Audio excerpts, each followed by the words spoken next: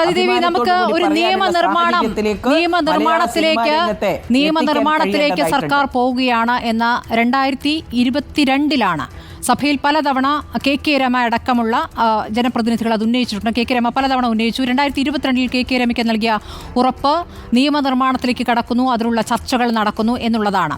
ഇപ്പോൾ നോക്കൂ, ഈ റിപ്പോർട്ടിന്മേൽ, അതായത് ഈ കോടതിയിലേക്ക് എത്തിയ ഘട്ടം വരെ എത്തിയപ്പോഴുള്ള പ്രശ്നങ്ങൾ. ഒറ്റ മിനിറ്റ് ഞാൻ ചോദ്യം പൂർത്തിയായിക്കോട്ടെ.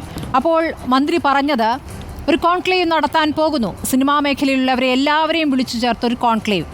ഒരു 15 അംഗ ലോബി, മാഫിയ എന്ന വാക്കാണ് ഈ കമ്മിറ്റിക്ക് മുമ്പാകെ മൊഴി നൽകിയ ചിലർ പറഞ്ഞിരിക്കുന്നത്. മാഫിയ, 15 അംഗ മാഫിയ അവിടെ പ്രവർത്തിക്കുന്നു. ഈ 15 അംഗ മാഫിയയെ വിളിച്ചിട്ടാണോ ഇപ്പോൾ സർക്കാർ ചർച്ച നടത്താൻ പോകുന്നത്? ഇതെങ്ങനെയാണ് അംഗീകരിക്കാനാവുക? ഇത് ലൈംഗിക ആക്രമണം നടത്തുന്ന, ലൈംഗിക ചൂഷണം നടത്തുന്നവരെ ഇരുത്തിക്കൊണ്ടാണോ അവിടുത്തെ പ്രശ്നപരിഹാരം സാധ്യമാവുക? അവർക്കെതിരെ നിയമ നടപടി അതല്ലേ വേണ്ടത്? ഗവൺമെൻറ് ഇപ്പോൾ പ്രഖ്യാപിച്ചിട്ടുള്ള കോൺക്ലേവിൻ്റെ രൂപം എന്താണ് എന്ന് എന്നെ സംബന്ധിച്ചിടത്തോളം അറിയില്ല. പക്ഷേ ഹേമ കമ്മിറ്റിയുടെ റിപ്പോർട്ട് പ്രകാരം ഒരു ട്രിബ്യൂണലിൻ്റെ അനിവാര്യത ഹേമ കമ്മിറ്റി ചൂണ്ടിക്കാണിച്ചിട്ടുണ്ട്.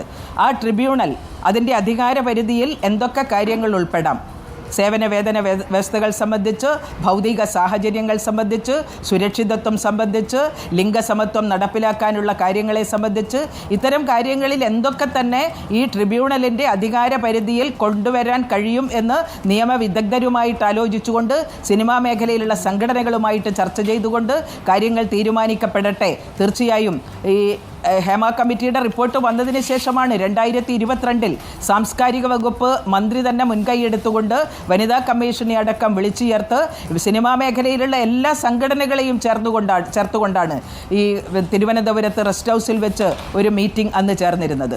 അന്ന് തുടക്കത്തിൽ എങ്ങനെയാണ് ഈ ഇൻറ്റേർണൽ കമ്മിറ്റികൾ പ്രാവർത്തികമാക്കുക എന്നതിനെക്കുറിച്ച് വലിയ അഭിപ്രായ വ്യത്യാസങ്ങൾ ഉണ്ടായിരുന്നു. ഇൻറ്റേർണൽ കമ്മിറ്റികൾ പ്രവർത്തനക്ഷമമാക്കാൻ കഴിയില്ല എന്നുള്ളതാണ് പ്രൊഡ്യൂസേഴ്സ് അസോസിയേഷൻ ഉൾപ്പെടെയുള്ള സംഘടനകൾ, അമ്മയുടെ പ്രതിനിധികളടക്കം അന്ന് പറഞ്ഞിട്ടുണ്ടായിരുന്നത്.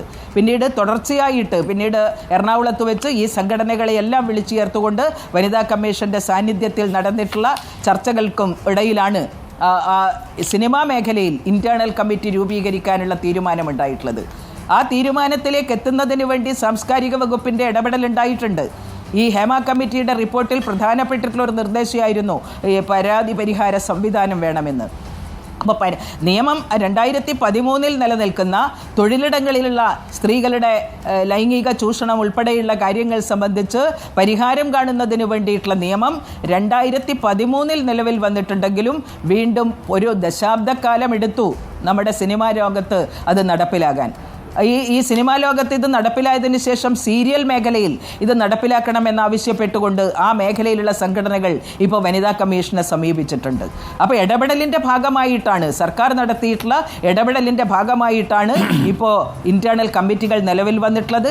ഹേമ കമ്മിറ്റി നിർദ്ദേശിച്ചിട്ടുള്ള ഈ ട്രിബ്യൂണലിൻ്റെ രൂപീകരണം നടക്കുന്നതോടെ മലയാള സിനിമാ രംഗത്ത് സമഗ്രമായിട്ടുള്ള ഒരു സിനിമാ നയം രൂപീകരിക്കപ്പെടുന്നതിനും ആ സിനിമാ നയം തീർച്ചയായും മറ്റ് ഭാഷകളിലുള്ള സിനിമകൾക്കടക്കം പ്രചോദനമാവുന്നതിനും ഇടവരും എന്നാണ് ഞാൻ കരുതുന്നത്. ഫലപ്രദമായിട്ടുള്ള ഇടപെടലുകളാണ് ഈ WCCയുടെ ഭാഗത്തു നിന്നുണ്ടായിട്ടുള്ളത്. തീർച്ചയായും ഹേമ കമ്മിറ്റി ഈ റിപ്പോർട്ടിൽ പല ഭാഗങ്ങളിലായി ശ്ലാഘിക്കുന്നുണ്ട്, അഭിനന്ദിക്കുന്നുണ്ട്. കാരണം WCC ഇല്ലെങ്കിൽ ഇതൊന്നുമില്ല, ഈ ഒരു മുന്നേറ്റം, ഈ ഒരു റിപ്പോർട്ട്, ഇതൊന്നും സംഭവിക്കില്ലായിരുന്നു എന്നുള്ളതാണ് അതിൻ്റെ ഏറ്റവും കാതലായ കാര്യം.